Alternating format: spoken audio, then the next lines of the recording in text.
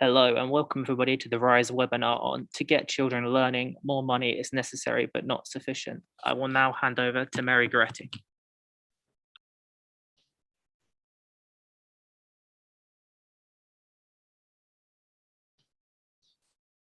Thank you very much, Sam. Good afternoon, everyone. Welcome to this event. So my name is Mary Goretti Nakabko, Executive Director of Uwezo Uganda.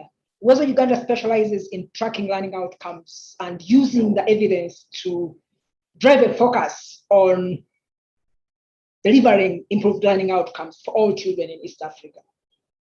In doing this, we are part of the People's Action for Learning Network, PAL Network, the Regional Education Learning Network, READY, and the Research on Improving Systems of Education, RISE Community of Practice, which brings together practitioners to share learning on solving the learning crisis. It's my great honor to warmly welcome you to this side event of the Global Education Summit, which in 5 days' time, the UK and Kenya will co-host, try and raise $5 billion to ensure that all children in developing countries have access to quality education. The theme of this event, as you have already seen it, is to get children learning. More money is necessary, but not sufficient. Before we go into the details of this theme, let me ask Sam to share a couple of slides with me here.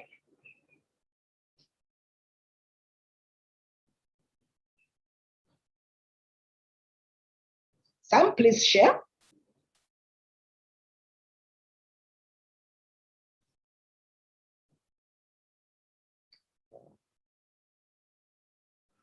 So that's the theme of our webinar today. So control here. Sam, I'm not able to control the slides from here. Yeah, okay. So before we go into the details of the seminar, please have a look at your screen and look at the picture that is on the screen. What do you think is going on here? Look at the type of the tire on your car, on the screen. You can write down one word somewhere, a phrase or a sentence.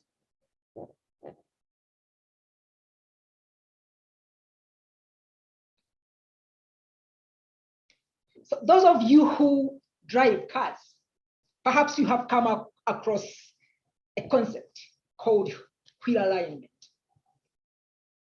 The purpose of wheel alignment is to ensure that the car travels straight in one direction, meaning that if the car wheels are misaligned, the car will either pull to the left or to the right. And once it does that, it causes the tires to wear very, very quickly and makes driving quite unsafe. So that also means if the tires of the car wears very fast, as we saw on the screen, so if you see that part that has worn out, if it wears out very quickly, maybe tires which would have lasted for a year or so, you'll have to replace them in a couple of months, maybe 3 or 4 months. So it means you're wasting resources. Bringing back to this webinar, this webinar explores how alignments or misalignments in the education systems affect the effectiveness of investment in education. So the concept that you will hear very, very frequently in this webinar will be either alignment or misalignment. And you have seen the dangers of misalignment. It causes damage, but it also wastes resources. So in the context of our education system, in the past couple of decades, many countries have struggled to translate schooling into learning. And for them to address the learning crisis, they have actually put more resources, inputs, and finances in trying to promote increased access. But research shows actually that if you put more resources and inputs in a system that is not aligned to drive learning, it actually does not cause learning. You end up wasting resources because the system in the first place is not aligned to cause learning.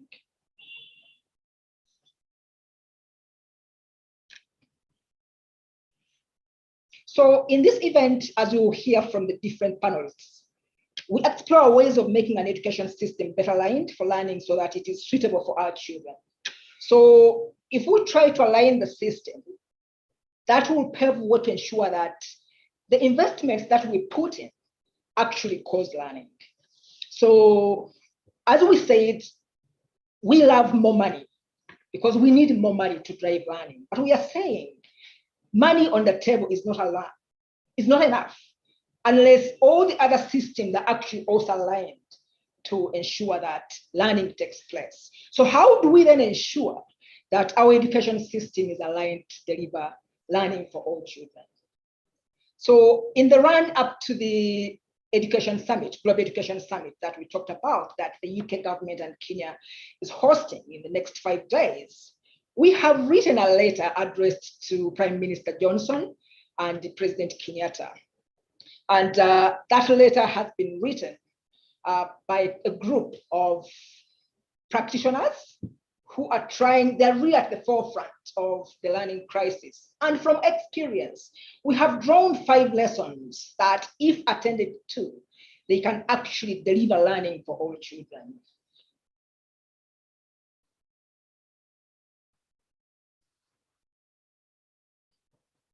The first point here that we raise in the letter, which will also be published in the next few days, next week. First of all, we need to acknowledge that there is a learning crisis and that solving the learning crisis is very critical to jumpstart the recovery. So we need to act now. Those of you who have been following the education debate, even before the pandemic, learning outcomes were very low for millions of children. For example, in developing countries, 90% of 10-year-olds had not yet learned how to read with understanding, even before the pandemic. Even in middle-income countries like South Africa, about 78% of children could not read with understanding after going through 3 years of primary education.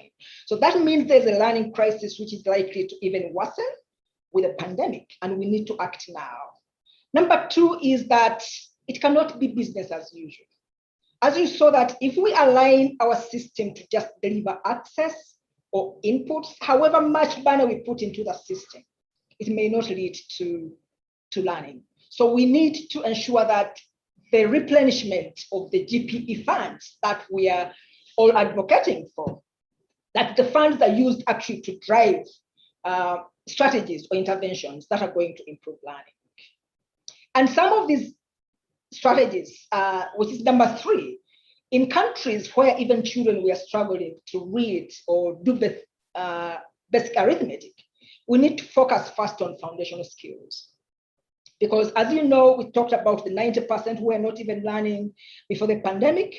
So what we need to do now is to ensure that we drive catch-up programs to ensure that these children are learning. Because acquiring foundational skills ensures that they also acquire the higher order skills. They need these skills to actually attempt higher order and higher learning, and for them to be able to thrive in the world. Number 4 is that we need to build partnerships to overcome the learning crisis. So as world leaders convene in Kenya, in the UK, partnering with Kenya, and political leaders, they need to know that it takes a village. In Africa, we say it takes a village to educate a child. So we need to draw from the expertise of civil society organizations, academics, researchers, and practitioners to ensure that we are all focused in one direction of addressing the learning crisis. Lastly is that for us to treat the root, we should be treating the root causes rather than being tempted by shiny silver bullets. So the root causes here is that in most cases, the education system is actually very complex. But quite often, like we said, the systems they are in are not really aligned to deliver learning outcomes. So we need to ensure that all systems are actually aligned, and that we are focusing, all of us are focusing on learning rather than on access or inputs to ensure that the system delivers learning for all children. So that is enough from me. Today we have a panel of 5 people, very experienced panelists who are going to share their experiences and evidence, research evidence on how the system can actually be aligned. So you can remove the slides, Sam. So we have a group, a panel of 5 panelists who are going to take us through the ways in which we can make an education system better aligned for learning. And I take now this opportunity to introduce Mala. Mala, are you there? Hello. Mala Spivak is a research manager of RISE and a research fellow on the Building State Capability Program at the Center for International Development at Harvard University.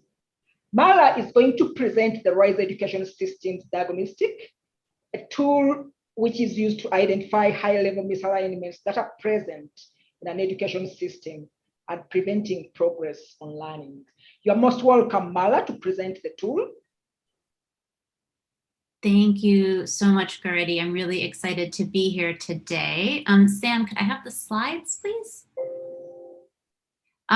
While Sam is getting the slides ready, I will get started so we don't waste time. So Garetti, in your opening remarks, you were really emphasizing the importance of alignment in education systems. And as you were saying, for the next few minutes, I'm going to talk about a framework we've been developing at the RISE program for understanding education systems. And this framework focuses on seeing the system as a set of relationships that can be aligned for different purposes. The framework helps us understand why these relationships produce the outcomes that we see and identify some of the incoherences in the system that can undermine efforts at reform. And also, as Garetti mentioned, this is both an analytical tool that a lot of RISE research is anchored around, and I think you'll see the connections between the framework and some of the research that the other panelists are going to present. And it's also a practical diagnostic tool that we've been piloting in a number of different countries. So I'm going to see if I can take control. Can I take control of the slides? Yeah, great. So why do we need a systems framework? How is a systems approach useful? What it can be really useful for is understanding any complex problem that results from interactions or feedback loops, whether that's an education system or the economy or the human body. And we need a systems approach because often when we face a serious problem, it's tempting to jump in with solutions to the symptoms of the problem, often those silver bullets that Garetti was talking about, and try to treat the symptoms without having a diagnosis of the underlying causes. So if a person has a fever and aches, we could try to relieve each of those symptoms one by one, but that probably wouldn't cure them. And in fact, it might make the situation worse. And without a diagnosis, we can't choose the right treatment.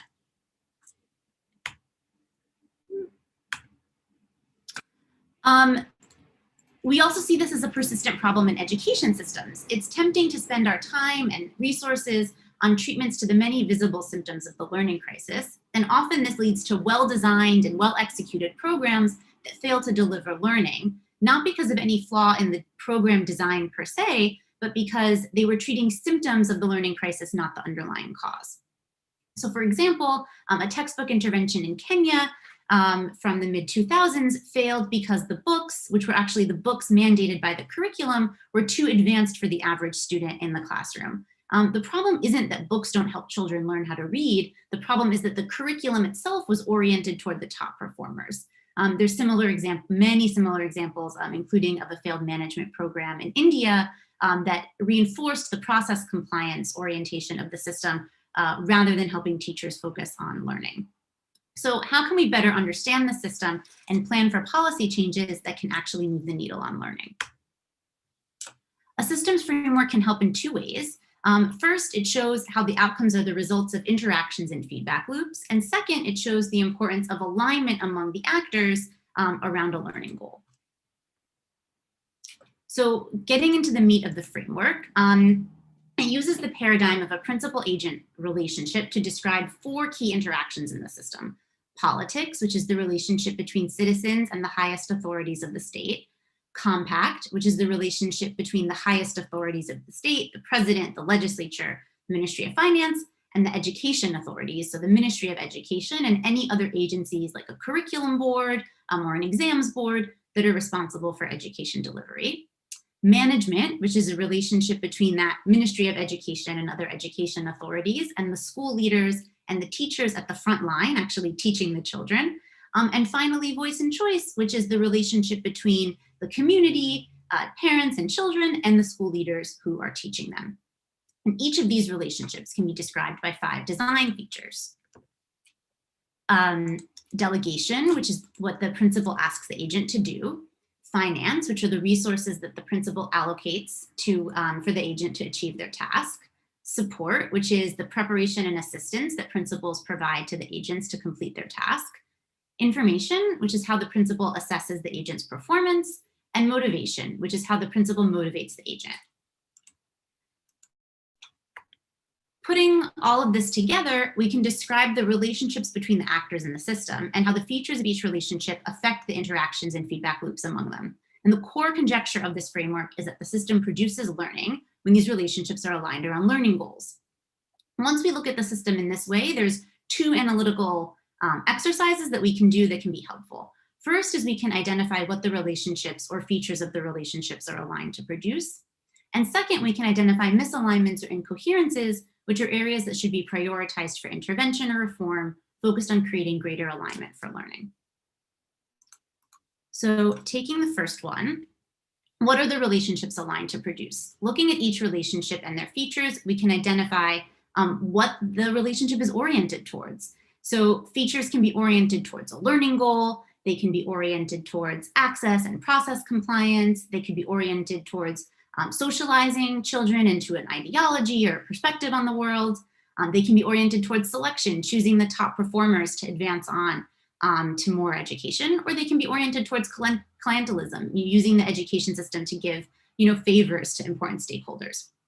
It's important to realize that these aren't mutually exclusive categories. Often relationships have components that are aligned to multiple different outcomes. Alignment for access is one of the most common alignments that we see across different education systems. And that's because expanding schooling is really politically popular. It's the kind of logistical task that's relatively easy for a bureaucracy to execute. And critically, it's consistent with the push to expand finance for education. More money can go straight into constructing more schools and hiring more teachers. Now, expansion of access for education is consistent with an education for all agenda if schooling actually produces learning. But unfortunately, what we see is that systems get oriented around expansion goals and learning gets left behind. So understanding these different alignments, we can look at the relationships and see what they are actually coherent for. So take the case of a management relationship. The Ministry of Education might delegate and support teachers to achieve a foundational literacy goal. But if the information collected by the system is concentrated on exams at the end of primary school that aren't really oriented around the curriculum and only focus on selecting which students will progress on to secondary, that pressures teachers to end up focusing on top performers and late grades to increase pass rates, rather than on supporting all of the children and putting resources in the early grades to reach that foundational reading goal. After looking within one relationship, we can look across the relationships and at the features across the relationship. So building on the same example, we could look at voice and choice in this same case. And what we might find is that parents and communities are also focused on the school leaving exams. And this is kind of a natural response to the fact that that's the only information that emerges in the system. So the delegation in the voice and choice relationship is coherent with information in the management relationship, but it's incoherent with the delegation in the management relationship. So you've got the 2 purple gears incoherent with the green gear. And this adds further pressure on teachers and school leaders to focus on teaching to the exam and on the late years rather than on foundational learning. So this is just a stylized example, of course, but you could progress through and do this analysis for all of the relationships and design elements, identifying areas where there's alignment to learning and surfacing areas where there's alignment for another purpose and where there are incoherences between different elements. And understanding these can point to areas where intervention would be most productive and where a program or policy change could bring greater alignment to learning. So that was a very quick introduction to the framework. I want to emphasize that this is meant to provide a scaffolding for understanding incoherence and how incoherence undermines outcomes. And I think the next 3 presentations that we're going to see are going to go a long way to providing some concrete examples where RISE research is surfacing examples of incoherences, and also where our research is pointing towards some of the principles for the types of changes and interventions that can actually create greater alignment for learning and deliver results for children. So I will hand it back to Goretti for the next presentation. Thank you so much. Thank you. Thank you very much, Marla. Thanks.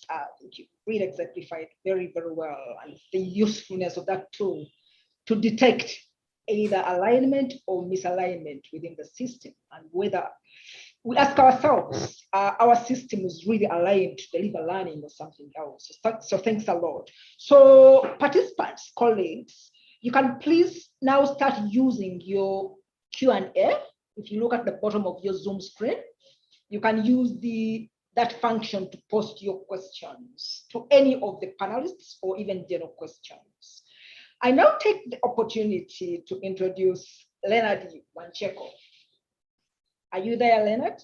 Yes, I'm here. Okay. Leonard is principal investigator for the RISE program in Nigeria, and he's a professor of politics and associated faculty in economics at Princeton University in the United States. He's also the founder of the African School of Economics that is headquartered in Benin.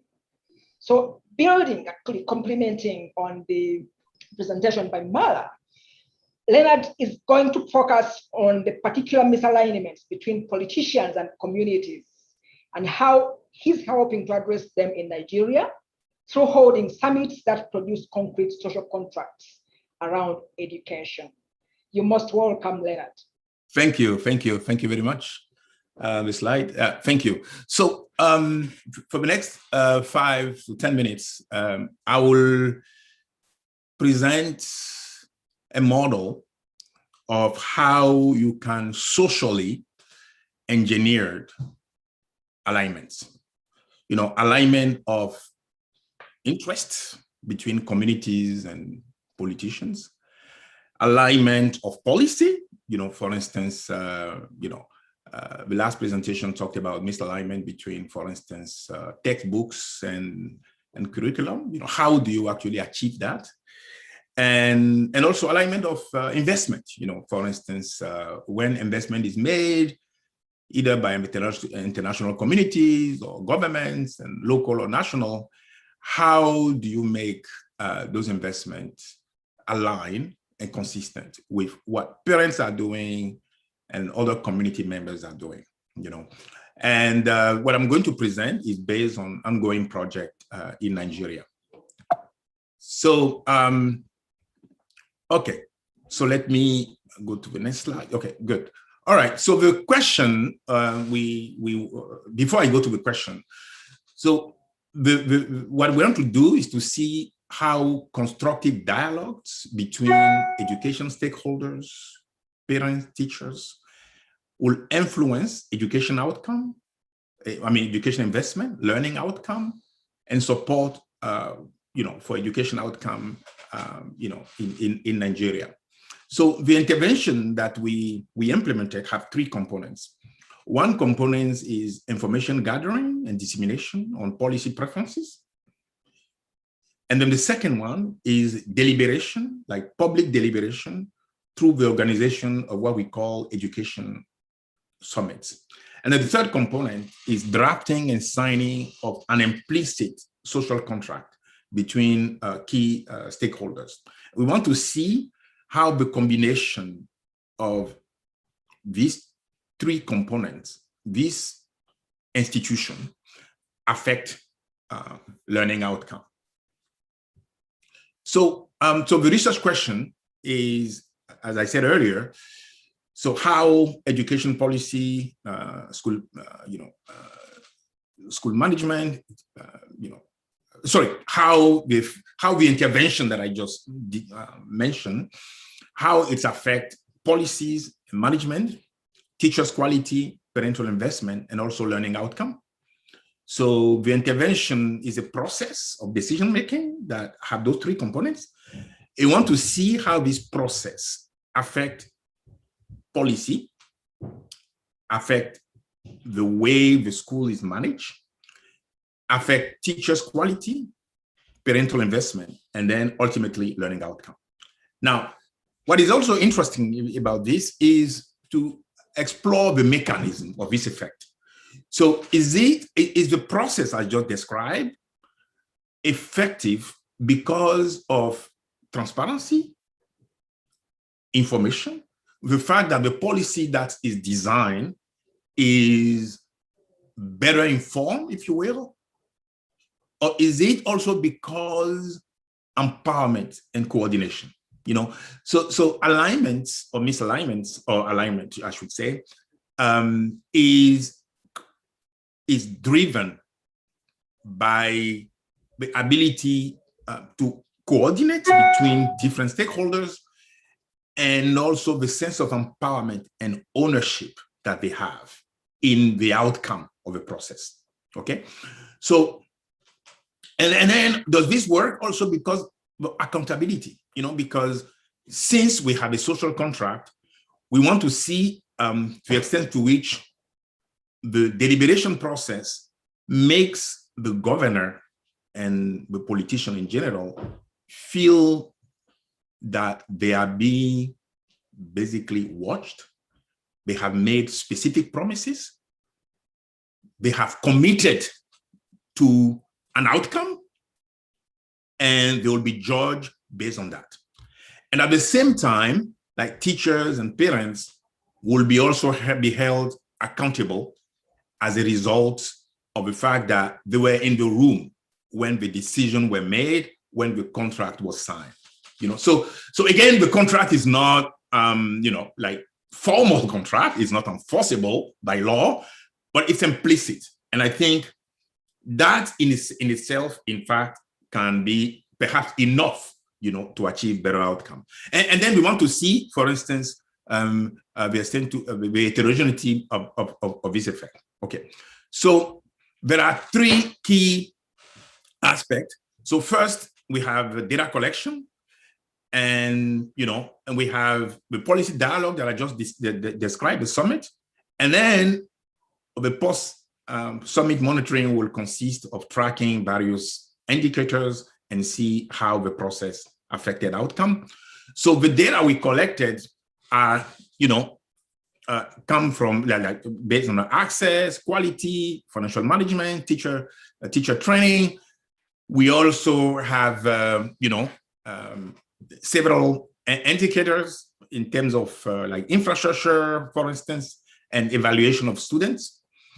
And so for the summit look like this. So, you know, as you can see from these pictures, we have, you know, we have presentations of the finding of the data, and then we have a moderator basically debating with the participants about the information that is provided, and then you know, some kind of discussions that this is lasted, you know, the whole day. And you know, from the discussion, you know, there is a video that I would like to show you very briefly, but this is what, you know, the summit looked like. It's very lively, very engaged, and you know, the governors the governor's representative were there, and you know, that's the governor's representative, and you know, anyway, so it was a really exciting event. So after this, there was a social contract that was signed, and a work plan followed, you know, and you can see, particularly from the work plan, the extent to which the government representative integrated the concern, not only the data, the evidence that was provided, but also the discussions and you know, that followed basically this. And now, you know, we are in the stage of actually the implementation of the work plan. And you can see not only how the government reacted very, very quickly, but also how the community as large, and teachers and parents and so on feel like they are really they took ownership of the process.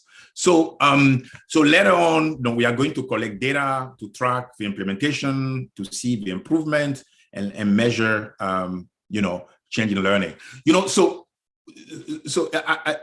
the main point here is that not only we have to sort of describe misalignment, we have to think creatively about how you socially engineered alignment.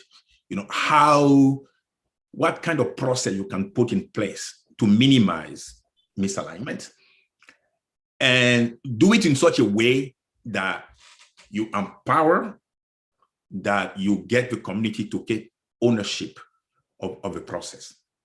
So and I'm going to finish by saying that the idea behind this process, this project, the summit, it's something that mimic what is African culture in many West African countries, where communities get together and organize to be able to take ownership of school. So it's something that we need to really integrate into some of the research projects that we are doing, so that it's not just about what we want to do, but how we need to do it. How do we engineer socially what we want to accomplish? Thank you very much. Thank you. Thank you very much, Leonard. Very beautiful. So I think the question here to ask ourselves, our systems, how are they coordinating the different stakeholders to ensure that everyone is aligned to delivering learning outcomes? How do we mobilize the communities to ensure that they are also owning the learning of their children and driving learning? So thanks a lot for that. Please keep the questions coming in the Q&A. Look at your screen at the bottom and keep them coming. Let me now take the opportunity to invite Vincy Davis. Vincy, are you there? Hi, Goretti, I'm here. Thank you. So Vincy Davis works with the Indian School of Public Policy. So her presentation looks at how bureaucratic culture processes are often more aligned with input-based goals rather than learning goals, and how recent reforms in Delhi we are able to incrementally shift the bureaucracy away from monitoring and toward motivating and supporting teachers. So it's going to the zone, how do we support the teachers to ensure that they deliver on learning? Over to you, Vincent. Thanks, Goretti. So prior to joining the Indian School of Public Policy, I was with the Center for Policy Research, which is where this study took place. And I was working with Yamini Iyer, and the key question that we set out to ask was, how do we get states to embed reforms? What does it take, and how do we get from point A, after having a good plan in place, what will it take for us to get it embedded over a long period of time?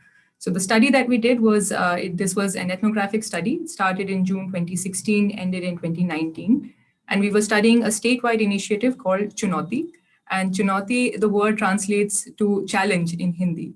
And this was a key teaching at the right level intervention, and it became the centerpiece of the state government, around which they planned a host of quality improvement interventions. Now, the story of Delhi becomes interesting because it had all these elements that we know make programs successful. Political will was aplenty, and it was consistent throughout. We had this statewide program called Chunauti, where students from grades 6 to 9 were grouped according to their abilities in reading, writing, and math. And teachers had the freedom to come up with the interventions that would help them achieve curriculum level and foundational level expectations. Now, these programs were supported by a host of other interventions. And there were all these successful short-term campaigns that were dedicated to improving reading and writing, and teachers could visibly see the student progress in those interventions. Then there were all these workshops that were conducted that were different to the regular trainings that teachers were familiar with, that were more orientations and lecture-based. Then there were resource persons, dedicated resource persons, who helped develop pedagogic skills and create a culture of discussion around teaching and learning inside schools in an attempt to shift teacher focus from exams or teaching to the test. Or, as Marla also mentioned, the systems were aligned to ensure that students scored maximum in their exams. So the idea of these dedicated resource persons was to come in and shift that conversation inside schools. So you can see then there were all these other interventions, more parent-teacher interactions. The government came out of it, went out of its way to also conduct all sorts of felicitations for teachers to boost their morale and tell them that they had the freedom, that that teachers should not be tied to the syllabus and curriculum, that they should make sure that they're teaching in a way that students really understand the lessons. Right? So everything was in place and running alongside regular school activities. Yet we saw there was a lot of hesitation, especially in the beginning of the program, to embrace it in spirit. And this is despite the teachers seeing some immediate results, especially through those short-term reading campaigns. So what we discovered and what the focus of my presentation is, there is a core reason why this was the case. And one of the main reasons is the bureaucratic structure itself in which the schools are embedded. Now, if you look at this figure, you'll see the Department of Education, the state department, it's rather top heavy. It's got anywhere between 14 to 20 branches, depending on the definitions you're following. And each of these branches speak to the schools either directly through something called circulars or office memos, which are sent every day. And schools don't start their routine without going through these circulars first and figuring out their day's priorities, right? Or they go through the state's face at the intermediate level, which in our case is someone called the Deputy Director of Education or the DDE, who's seated at the district level. Now, this individual, even though they're a principal, most often they're a principal promoted to this position, the position itself is purely administrative. And the DD becomes very important because he's the person that schools tend to go to for troubleshooting, for any kind of guidance. They're the ones who are assessing the schools and principals. And so they become important actors in their story. Now, the nature of the bureaucracy that we're talking about here is a classic Weberian one. It's top-down, hierarchical. It follows its own language. There's a certain bureaucracies that's followed, which is quite directive and punitive in nature. So that's the system and ecosystem in which schools are operating and in which these new programs were introduced. So it's unsurprising to see how school actors would be affected by the culture and the actors that shape their day-to-day agenda. So I'm going to show you 3 snippets from some interactions I've had with either teachers or principals. And you can see that, so this snippet is from a discussion where a principal was recalling a meeting that she had with a state level bureaucrat. This happened in late November, early December in 2016, soon after the successful reading campaign in October. It concluded in November, and this was soon after that.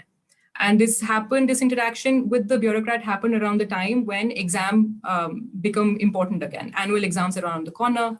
10th and 12th grades are quite important as the marks that the schools score end up becoming the criteria against which schools are assessed.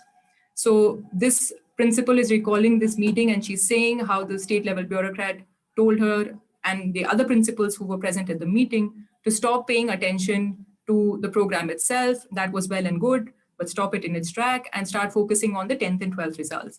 And she's commenting on how she found it quite disheartening. They had focused so much on the program and now all of a sudden they were being told to stop. So this mixed message was something that schools had to live with because schools on one end were given the instructions to follow certain programs, implement certain programs that was being pushed by a political top, but being filtered through the bureaucracy, they were getting mixed messages. But if the bureaucracy is accounted for in making plans in a way that they're aligned with the program and its intent, then the bureaucracy can become a catalyst of change as well. So, and there were efforts made to at least sporadically try to align especially the mid-level bureaucracy with the interventions. One of the key things that the state did to make sure mentor teachers, who was this cadre, the cadre that was created to make sure that teachers were focusing on pedagogy inside schools, they ended up making DDEs as their reporting authority. And that becomes important because then mentor teachers would get taken seriously inside schools. So this is an interaction between the mentor teacher and a DDE who's saying that there's an incident that's happened in the school, this is what keeps happening, and the mentor teacher can't say anything to the principal, but if you could have a word with him, it would make all the difference, and the DDE delivered on that, right? So just the word of the DDE alone can really shape priorities inside schools, and all of a sudden we're moving the ball on the program itself. Now, earlier I mentioned how critical circulars can be to schools. These reach schools through there's an official education portal which schools access every day. And we were tracking these. We had a database of around 8,000 circulars, of which we analyzed around 2,000, just to look at the language and tone of these documents. And when you look at these circulars, you repeatedly see the words directed to, or action taken, or strictly comply, or there's a lot of talk about penalties if data requirements aren't met. Right? So this is the language of the circulars in general. So again, it's unsurprising to see schools spending an inordinate amount of time trying to decipher what's going into these circulars, despite being told by the state on one hand that they had the freedom to get creative, at least with the learning interventions, right? So this is one anecdote where a teacher is saying that the school staff ended up debating over 3 hours of whether a certain circular around Chunauti meant to say the word and or. So what are my key takeaways here? Bureaucrats, especially the mid-level bureaucrats, are often forgotten actors, or they're treated as incidental to reform programs. But without aligning their interests and workflows with anything that's being planned, embedding a new program will be virtually impossible, only because of how critical their voice is to schools. Second, while the program itself might be coherent and internally sound, it's interacting with the system where the existing organizational culture and norms are such that hierarchy, strict top-down communication, a culture of passivity and victimhood always dominates. And by victimhood, I mean everyone up and down the chain of command in the state feels like they're a victim of the state. Right? So then again, we will struggle to push forward as the system always tries to default to the status quo. Finally, we want to consider the means through which the state communicates to itself that it wants to change for the better. So circulars, trainings, meetings, these are all the standard instruments that schools are used to. And schools understand the norms that they must follow when they're complying. And I want to use the word complying. With that is it's spelled out in these circulars or at these meetings. So when the political head and the bureaucracy is asking schools to change its substantive practices, we want to consider at the end of the day how this comes across to schools when you're relying on these standard instruments that schools have a certain history with. So that's my presentation. Thank you very much, Vinci. Thank you. So I guess we all have bureaucracies in our system. Maybe bureaucracies are not all that bad, as long as they are aligned to delivering learning goals instead of input-based goals. So thank you very much. It's now my great pleasure to invite and introduce Julius Athura. Julius Athura is a postdoctoral research fellow at the International Christian University in Japan. Formerly, my former colleague, he led the curriculum effectiveness work strand at Paweza, East Africa. So building on the previous presentations and complementing them, Julius is going to present on the misalignments between the 3 instructional components of curriculum standards, classroom instruction, and assessment or examinations in primary schools. He draws examples from the work that was done in Tanzania and Uganda to exemplify how misalignment can be detected in the system. So Julius, over to you. Thank you very much, Goretti, and everyone on this webinar. I'm really happy to present our joint work with Michelle Kaffenberger from RISE, entitled System Incoherence, Quantifying the Alignment of Primary Education Curriculum Standards, Examinations and Instruction in 2 East African countries. So the data, as Goretti has emphasized, comes from the curriculum effectiveness analysis stream of work that Paweza pioneered in East Africa. Paweza is a regional civil society organization operating in Uganda, Kenya, and Tanzania. And the focus here is on primary level literacy and numeracy.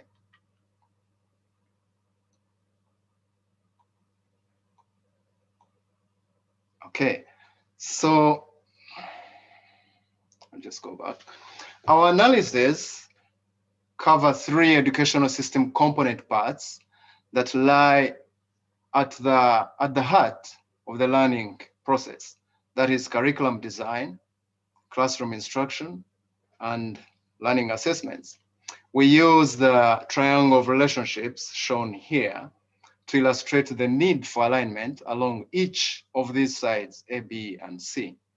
So going back to one of Goretti's emphasized points earlier on the need to address the root causes of the learning crisis and to recognize that there are other forms of alignment, such as the ones that Leonard and Vinci Davis have just explained.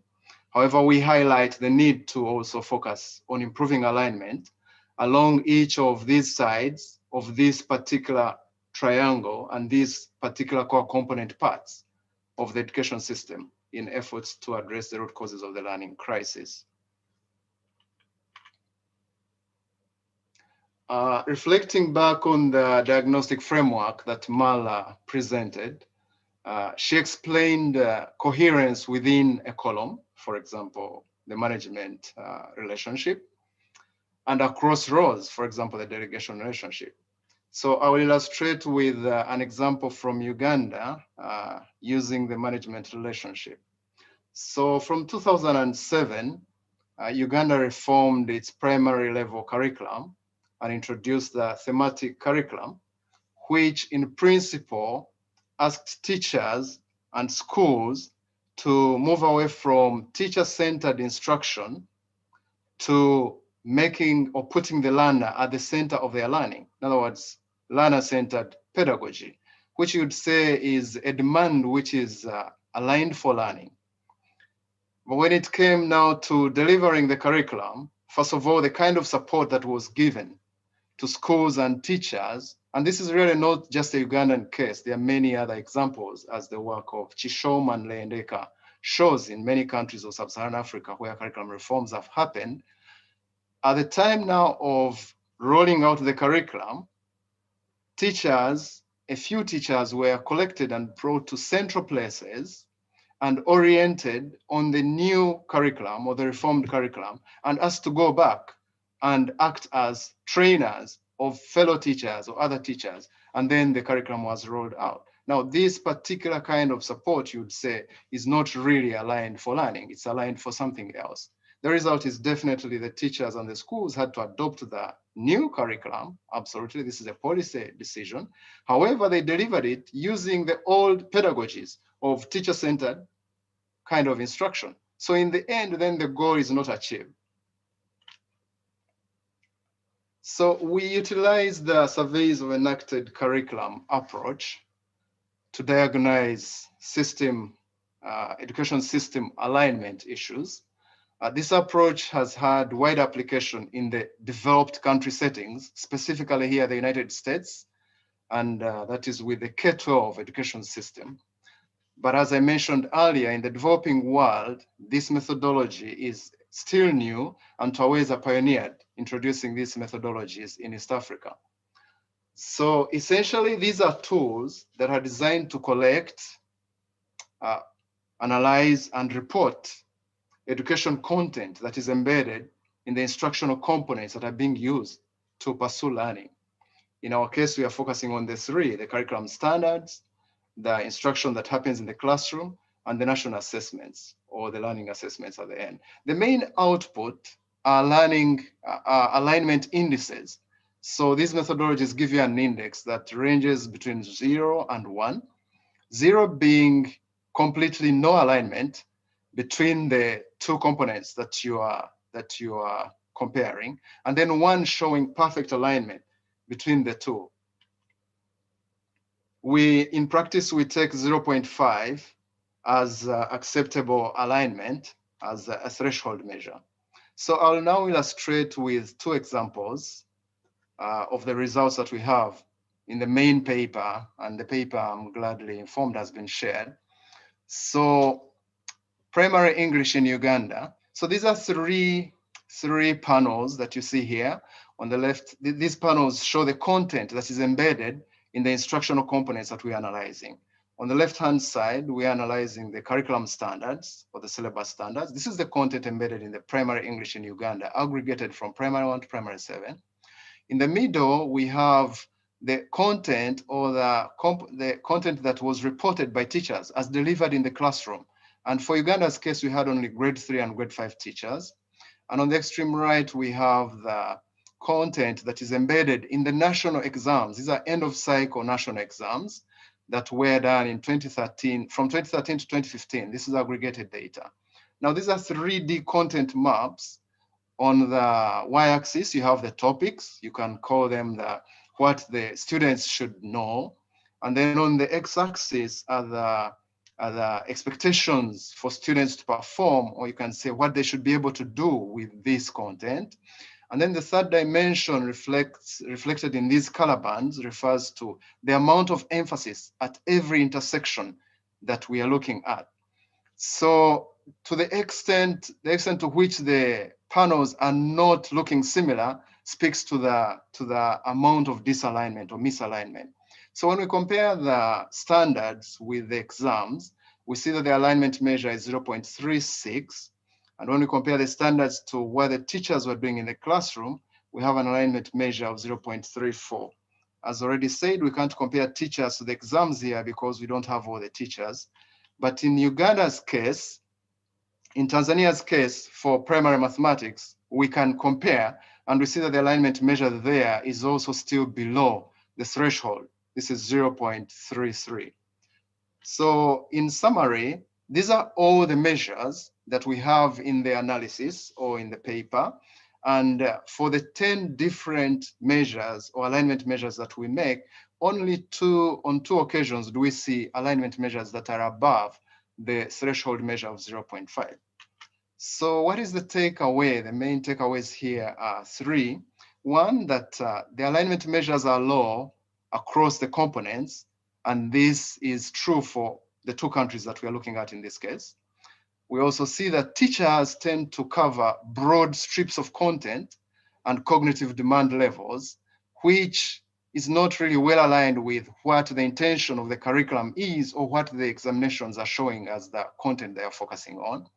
And thirdly, national exams are internally well aligned. Across years, the exams are internally very well aligned. However, they tend to over or underemphasize certain content areas, which decreases the alignment with the curriculum standards. And a final point to make here relates to the surveys of enacted curriculum tools. So these tools offer a positive diagnosis of what the coverage does look like. So they spell out the lay of the land. They're not really, they don't take a normative stance as in to state how the content or the coverage should look like. So these are tools that are important for experts to use to inform educational content reforms and also teacher support initiatives. I thank you very much. Thank you very much, Julius, for beautifully demonstrating the use of the SEC, supposed connected curriculum, to actually try and detect how our curricula, our system is aligned for the standards, teaching, and the assessment. So thank you very, very much. Let me now take the opportunity to invite our last panelist, John Di Stefano, if you're there. So John Di Stefano is leading RTI stands for Research Triangle International. He leads RTI's work on supporting education system reforms related to the policies, strategies, and management capacities necessary to improve learning outcomes on a large scale. So Joe is going to help us to tie together all the previous 4 presentations and try to draw connections between the different approaches that they have presented on addressing systems alignments and try to drive the point home. So Joe, you're most welcome. Thank you very much, Goretti, and thanks to RISE for organizing this interesting collection of panels, and to the colleagues for making their concise but pointed presentations. And I think that the information we've been able to share during this webinar really highlights the main point that Goretti was driving home at the beginning, which is the theme of the webinar, that more resources, while necessary by themselves, will not lead to the learning outcomes we all want to see education systems achieve, unless there is the kind of alignment and that we now have some very tangible examples of what we're speaking about, and that's what I want to speak to. I do love Goretti's analogy of the car without aligned wheels. I think we've all had that experience of seeing a car coming down the road where the wheels seem to be pointing a different direction than the car is driving. And the reaction we all have is that, oh my God, something bad may be about to happen. And I think that analogy is really pointed in terms of the crisis that education systems were facing before the pandemic in terms of not producing the kind of learning outcomes we'd like to see. And that certainly has all been exacerbated by the interruptions to schooling caused by the pandemic. And the systems that were weak beforehand and that were not serving marginalized populations very well, certainly because of the pandemic are weakened and with increased amounts of marginalization. And if 90% of children of 10-year-olds aren't learning basic foundational skills, then it's not really marginalization, it's the majority of students who are not being served. And so trying to address that, I think the issues of alignment, the RISE framework speaks to the specific ways in which a priority on learning, which I think the last 10 years we've been able to globally sort of raise the issue of learning needing to be a priority and that systems need to be producing better learning outcomes. But the RISE framework provides a way to think about how that priority actually gets translated into action in the sort of bureaucratic systems that manage education around the world. And so the ideas of delegation, finance, support, information, and motivation are those mechanisms.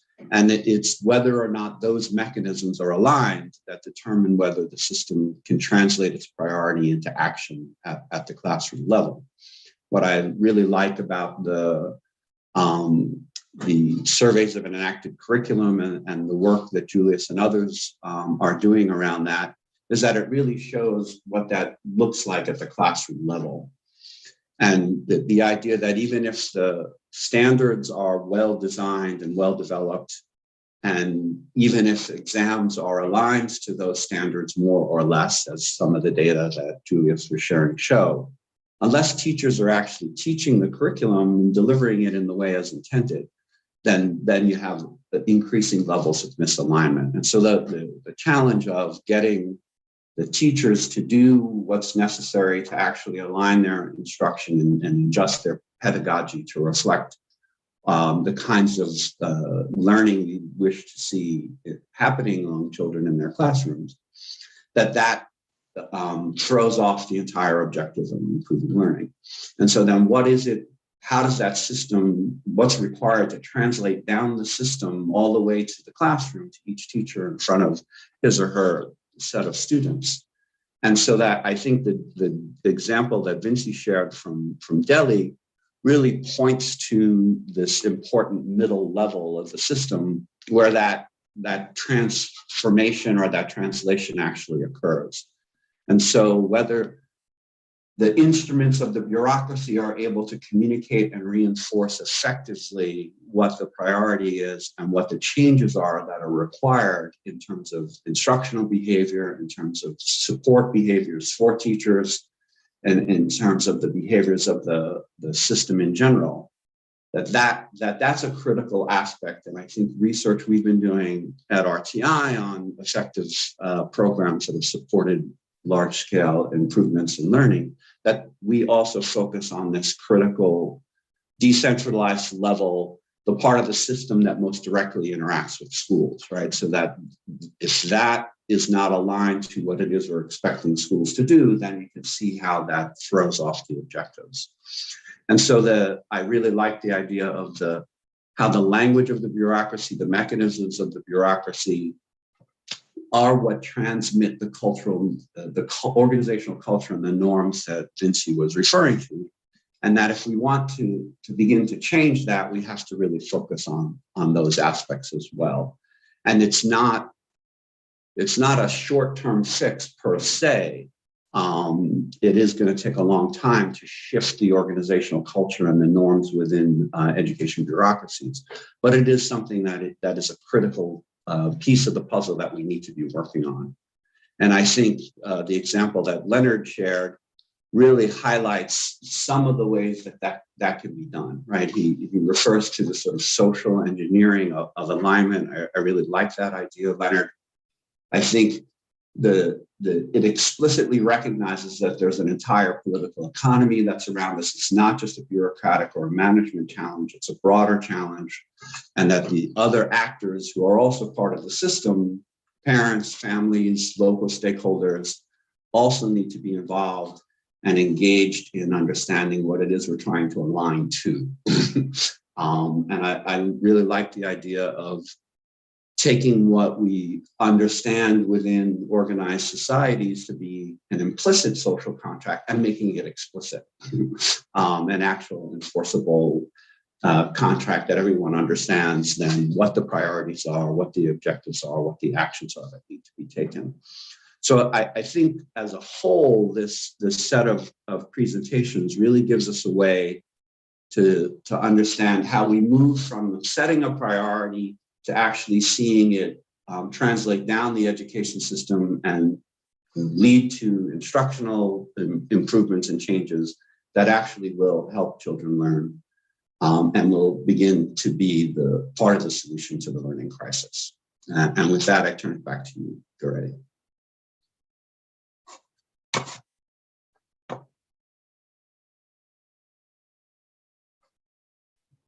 Thank you very much, Joe, for pulling this all together, really driving the point and re-emphasizing it, that if we want learning to happen for all children, then learning has to be a priority.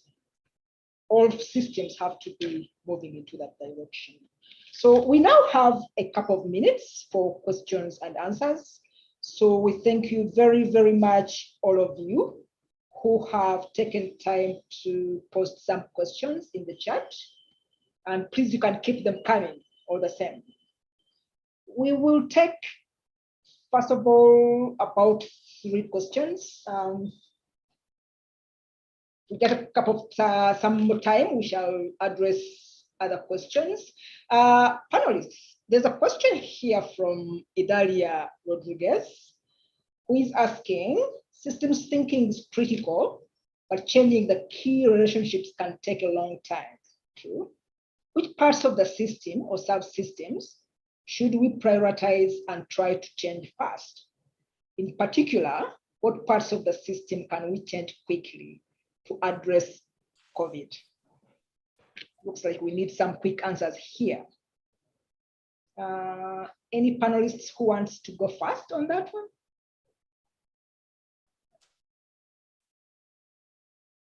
You can unmute yourselves. Already, if others are hesitant, I'd be happy to. But Leonard, it looks like you turned off your mute. If you want to speak, go ahead. Yeah. No, so no, maybe just quickly to say that this is why institutions are important, because the process that we put in place, we're trying to put in place in Nigeria, for instance, it's something that can get tangible results in terms of changing behavior. We've been one electoral cycle, because instead of waiting for the information to be shared, waiting for actors to position themselves, you just put everybody in the same room and say, okay, here are the rules of engagement, here are the problems. Let's do something. Let's sign a contract and let's make sure that we are on the same page, and and we have a couple of months or a couple of years to see results. So what I'm saying is that it's really, the question highlights the need to think creatively about institutions at the community level, at the state level, at the school level, to make the process more effective and more efficient, and also less less time consuming, because anyway, so I think this is what my reaction to that really interesting question. Thank you. Thank you very much. Aligning all the systems, sorry. Yeah. The stakeholders. Yes. True. Okay. So thank you very much. Any other panelists who wanted to respond to the same question Already, maybe I would just come in with Yeah. what's maybe the classic annoying economist response, and to say that I think it depends to some extent on the system that you're thinking about intervening in. And I think that that is one of the sort of main messages of this diagnostic framework is, and one of the key things that you said in your opening remarks, there are no silver bullets. Well, part of that is just common sense, but also part of it is that every system is different and every system needs different things. And even in responding to COVID, systems are starting from different places. And so the first step that you should take to recover is going to look different in different places. Now, that being said, one of the things that COVID has done, and what Joe was mentioning in his discussant remarks, is across like all social systems, COVID has revealed a lot of the things that were broken before COVID, and COVID just like exacerbated how broken they were. And in the case of education systems, I think one of those was the overambitiousness of the curriculum, and how many children fall behind every year because they just can't keep up, and then the curriculum moves ahead without them. And the big concern, as schools reopen, is how much learning have children lost and how far behind have they fallen, and will they continue to fall if schools just reopen and carry on business as usual, the curriculum as usual. And I think the way that the curriculum as usual was serving students or not serving them is really highlighted in Julius and Michelle's research. So I think one of the areas to look at, in addition to what Leonard was mentioning in terms of responding to COVID and thinking about reopening, is what are the lessons going to be, what's going to be prioritized in terms of instruction when schools do reopen, so that the losses in learning that children have had, in this time that they've been out of school, aren't compounded by sort of trying to move too quickly when they are able to return. Yeah, if I could just add one quick thing to that, and Marla, thank you, and Leonard as well. I think a succinct answer is that the instructional core is what matters, and thinking about what does the system do to change that instructional core. And there are lots of really great programs that are out there that are introducing improved instructional methods, improved materials, et cetera. But where it really falls down is whether the system is providing the support that's needed for teachers to actually take it up and implement it on a day-to-day basis. And so the thing I would say to focus on is the instructional core, but the system supports that are needed for that to be systematically implemented. And because that's where most interventions fail. Thank you. Thank you very much, Joe. So we have a second question here that posed to the panelists to address. A question from Stephen Cleese. By aligning the system to learning, do we risk narrowing or ignoring the other broader purposes of education? Is there room for other important goals, e.g., or for example, moral education? Are we narrowly focused on learning in our strategies that we are proposing? Anyone wants to go for that? Just unmute and respond. If I may. Yes, sorry, Julius. Yeah. I understand where your concern is coming from, but considering systems, at least in the context of India, public education systems tend to focus on so many things outside of core teaching and learning. They tend to lose focus on the whole point of having schools in the first place, right? So there are lots of social services that are being imparted through schools. They become the go-to site for various departments to sort of filter their services through. So in that context, coming up with an agenda that clearly focuses on teaching, learning, and learning outcomes becomes important, only because there's a recognition that schools must do many other things also. It's not to say that schools will no longer provide social justice schemes or other kinds of benefits that students are getting. But the point is, because there's so many, their attention is diverted in so many directions, there's a need to sort of make sure that we're speaking in unison when it comes to teaching, learning outcomes, in short. Thank you. Thank you very much. Yeah, just to build on, so thank you, Vincent Davis. Just building on your point, I actually don't see these two as being mutually exclusive. I think learning unless we narrow the definition, and really the way we are approaching this discussion is not in a narrow sense, but I think learning embodies all those aspects that this question is really referring to.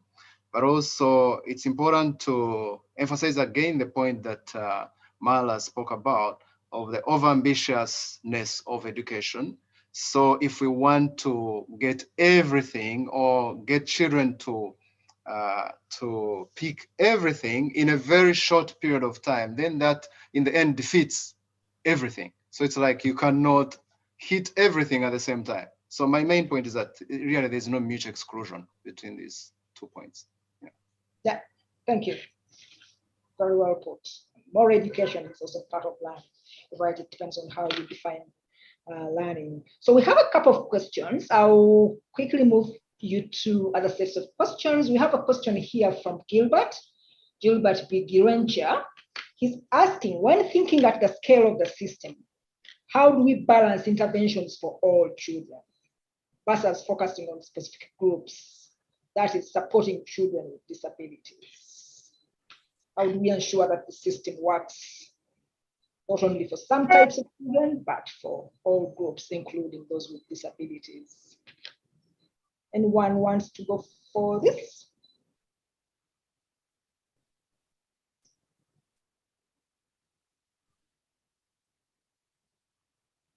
Yeah, maybe I'll jump in and say this is a very important question, and so you know, and I think it's something that cannot just be resolved at the school level. It has to be, you know, it has to be resolved at the state level, at the government level, and you know, NGOs, especially one on children's rights, are very important.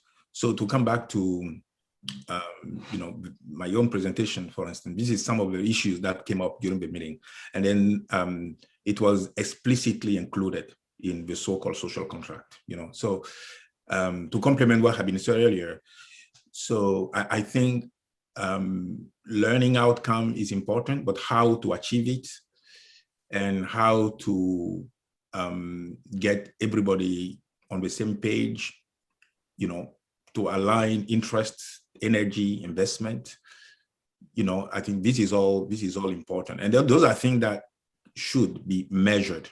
You know, I mean, even if your learning outcome doesn't come right away, if the foundational, you know, the foundational aspect of learning, you know, which has to do with management, with aspirations, with parental investment, all this kind of stuff, we bring together, you know, learning is going to come, you know, in the near or not so far ahead, you know. Anyway, so I think this is what I would like to add to the earlier discussion and then this question. Thank you. Yeah, thanks, Leonard. Thanks. Anyone want to have a 2 cents on that? Yes, Joe. Julius, rather. Julio. Yeah, sure. So I think this is the really very big point that for which we are in this webinar, really. The issue of inclusion is so important. And just to say that inclusion is not just about the example that is highlighted in this question is about children with disability or children with special needs. But now inclusion really, you have to look at many aspects, including socioeconomic status. We know that socioeconomic status is such a huge determinant of what kind of learning happens and is achieved by the children.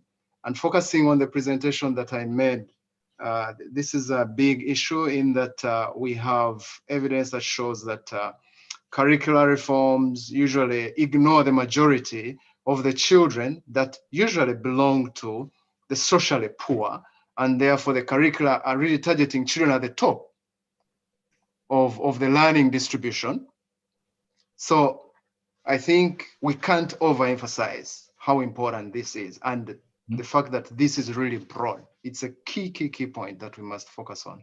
Yes. I mean, in this discussion, it's quite easy sometimes to forget that there are these special groups. And I think Gilbert also raised this because quite often other excluded groups like the socioeconomic status issues normally emphasized at the expense of the children with special needs. So it's very good that this is brought into the discussion.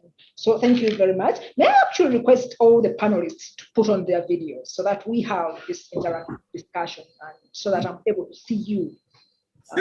Please go ahead, put on your videos. Could I come in to reiterate one point Julius made, and maybe on that last point, and just to say, I think this was sort of implied in what you were saying, Julius, but maybe not coming out as strongly as it should. When you say that the curriculum reforms that you're talking about are oriented at elite children, and they're actually leaving most children behind. And so when we talk about inclusion of the system, you know, if the average child isn't learning anything, or is learning very little in every additional year that they spend in school, then focusing on the bottom child, the worst off child, well, the worst off child and the average child are both not learning very much. And so that really emphasizes the need for overall systems change. It's not just the most marginalized children who aren't getting what they need out of school. It's even the average or the median child who isn't getting what they need out of school. And I think that it's easy for us to lose track of that because we do want to focus on marginalization, but in systems that aren't really working for most kids, many kids are being marginalized, many kids are being left out. And I think I don't want us to lose track of that point that Julius was making about what inclusion even means in this context. Yeah, you're very right, Mala. I mean, if you have 90% of children, 10-year-olds, who are not able to read and understand, almost the system is leaving everyone behind. So you're very, very right. So we have a couple of other questions here. There's a question which has been raised by a number of participants. Just to summarize it. So what are ways to empower weaker actors in the system, like rural communities, where mediators in Ledadi's research project in Enugu state able to change the power dynamics? This is specifically mainly addressed to you, Leonard. Yeah, so yeah, I think those are great questions. So the way we dealt with these issues is, first of all, the survey was very representative, and the pre-summit was very inclusive, not only in terms of data collection, but in terms of engagements with different, not different actors and stuff. But okay, but at the summit itself, those who came, it was not just like, the political elite who were representing their various communities, like teachers and parents, community leaders, traditional rulers and stuff, and all these were involved. Okay, but after that, after the summit, something that we are planning to do is actually to disseminate and to engage the population more widely about what had been said, what had been discussed, with the possibility that they actually take ownership, amend and take ownership of what had been said. Basically, the priority, the social contract, they were framework. They were just the first stage of something that should be going on for a long time, for us to keep learning about what the issues are, how to address them, and so on and so forth.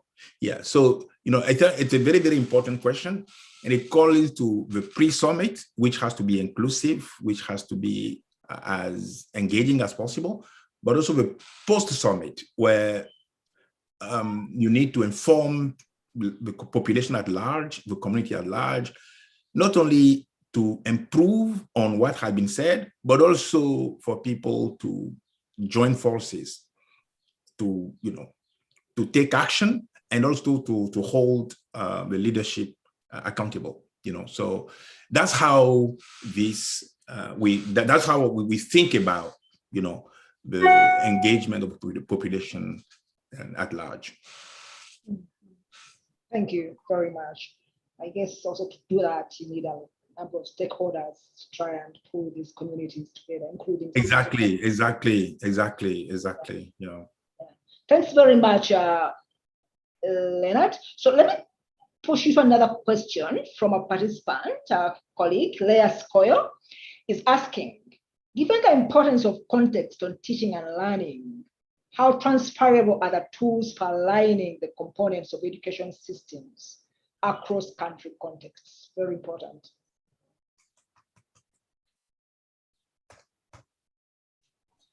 And wants to go to this? How do we align? Gorete, can I briefly? Yeah. Yeah, please go ahead, Julio. Yeah, just so briefly to talk about to use the example of the surveys of enacted curriculum tools. So I already emphasized in the presentation that as of now, these tools have really had broad application in developed country settings, and they are just being rolled out. We are still pioneering in the developing country settings. But our experience in East Africa shows that the tools can be contextualized and be made to fit the context of specific countries, like the countries in East Africa. And right now, RISE is seeking to take these tools to other contexts of developing countries so that we see what kind of results come from those different contexts and then compare them for developing country application. And that's all I can say for the SECs. So, thank you. So it's possible to actually contextualize these tools. So you choose the aspect that works for you. Yeah. Thank you. We have just a few minutes left, about 4 minutes to close the question and answer. And I think we can at least tackle at least 2 questions. We have a question here from Nitika Polani.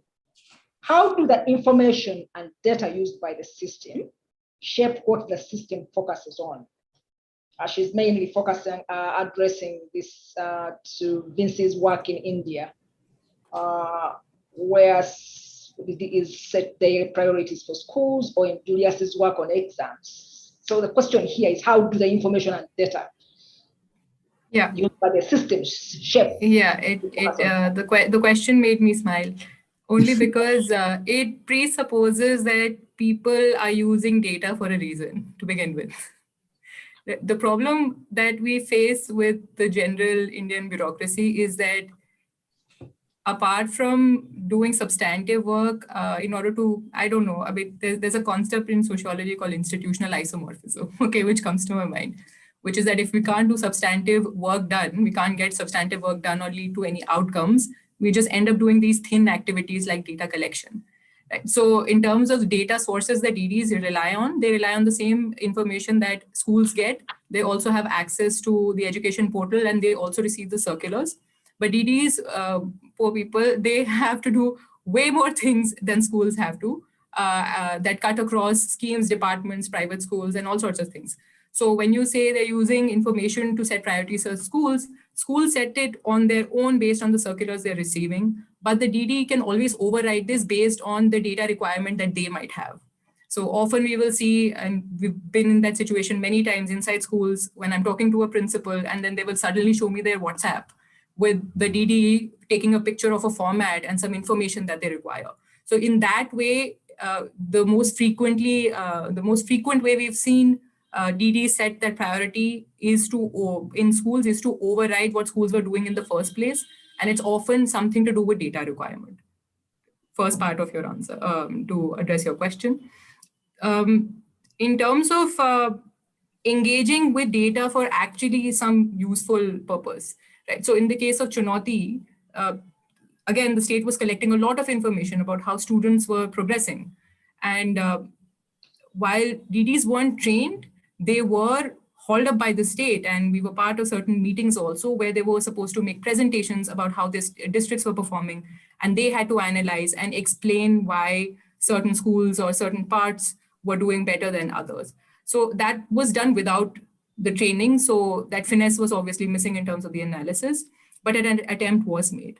When it comes to education data that DDs most frequently engage with, it is exam pass percentages and how well schools are doing. And that's where they tend to intervene. So they come in at strategic times, maybe towards the end of the year, right before the exams, and then they will get a bunch of information beforehand about how schools had performed in the previous years, and then ask principals why certain students aren't meeting the mark.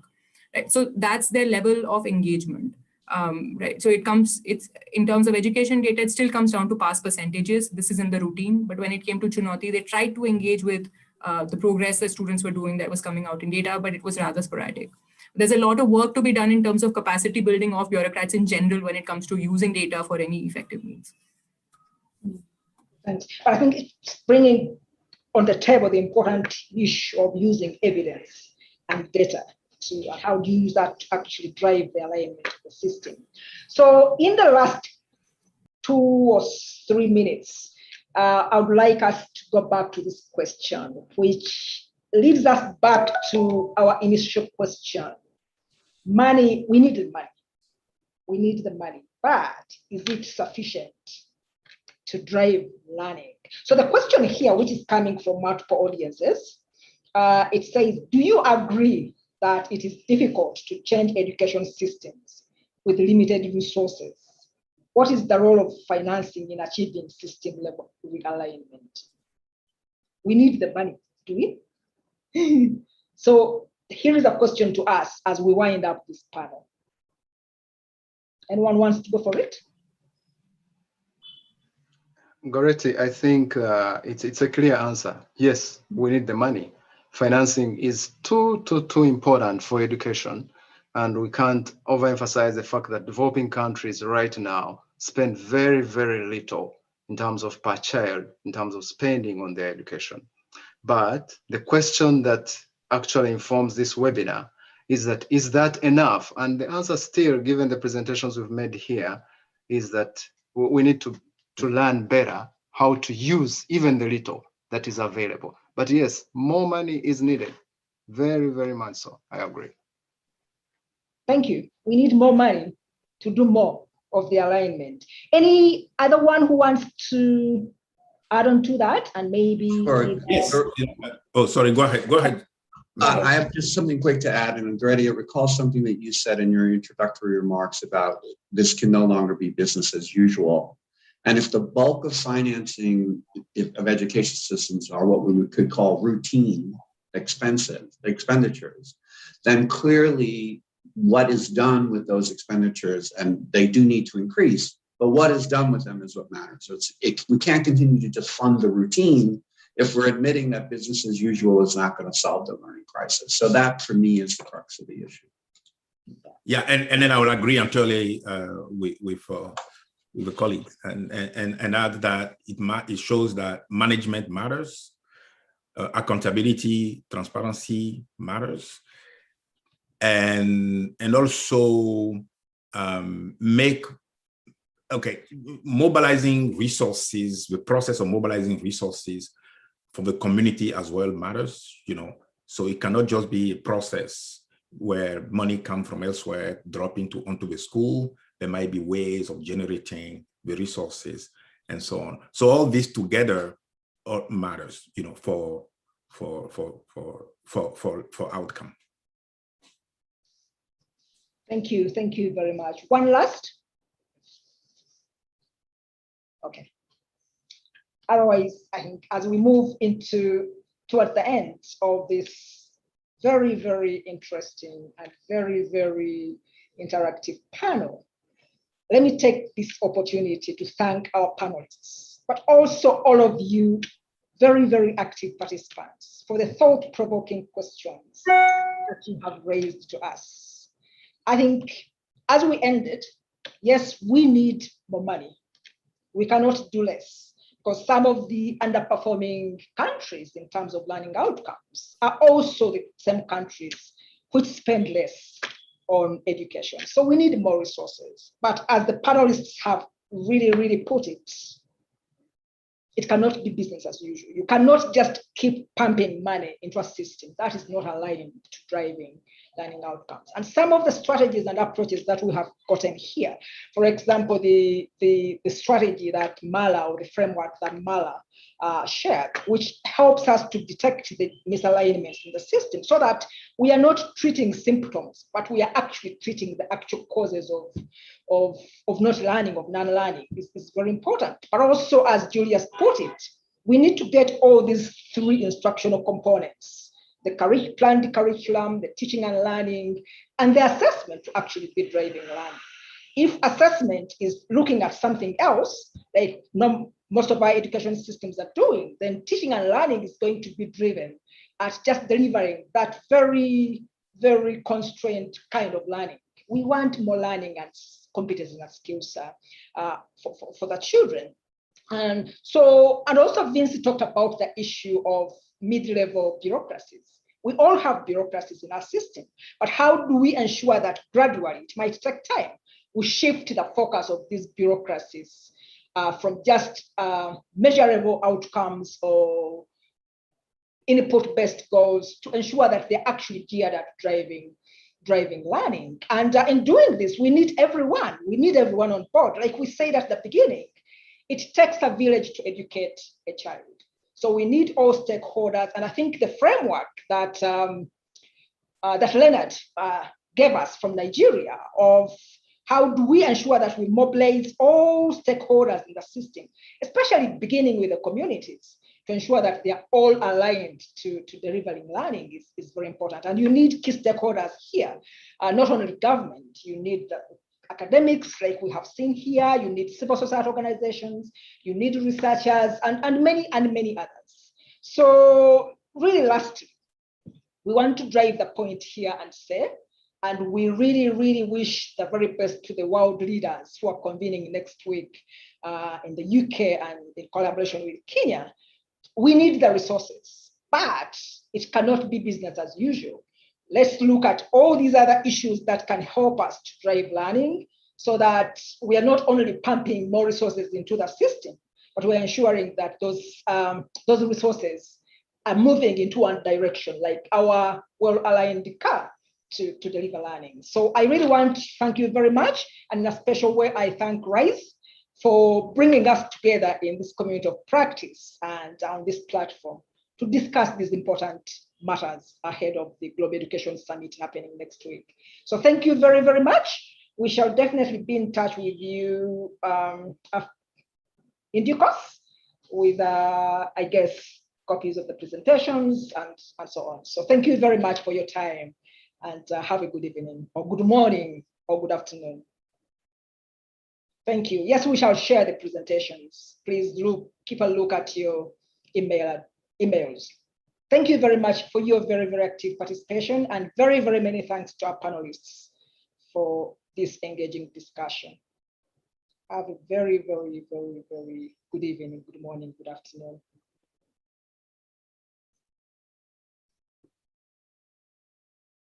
Bye-bye.